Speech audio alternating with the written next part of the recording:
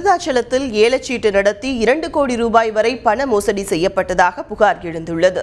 விருதாச்சலம் கம்பர் வீதியைச் சேர்ந்த கீதாபாய் என்பவர் அப்பகுதியில் 9 ஆண்டுகளாக ஏலச்சீட்டு நடத்தி வந்துள்ளார். இவரிடம் 100க்கும் மேற்பட்டோர் ஏலச்சீட்டில் பணம் செலுத்தி வந்தனர். முதிர்வு தொகையை பெறுபவர்களிடம் மீண்டும் அதே தொகையை கீதாபாய் கடனாக பெற்றுக்கொண்டதாக கூறப்படுகிறது.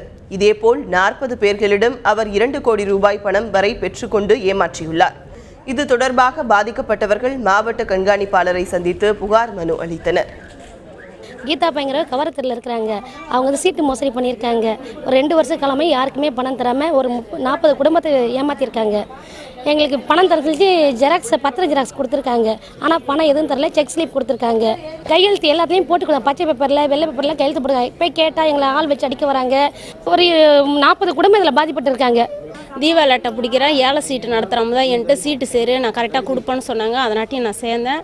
மொத்தம் 100 பேர் நாங்கள் விருதாலத்தில் பாதிக்கப்பட்டிருக்கோம். எங்களுக்கு ஏழை சீட்டு பணமும் கொடுக்கல, தீபாவளி அட்டை பணமும் கொடுக்கவில்லை. தேடி போய் கேட்டதுக்கு என்னை கேட்டிங்கன்னா நான் மருந்து குடிச்சிட்டு செத்துருவோன்னு சொல்லிட்டு சேலத்தில் அவங்க அப்பாவோட போய் தலைமறை ஆயிட்டாங்க.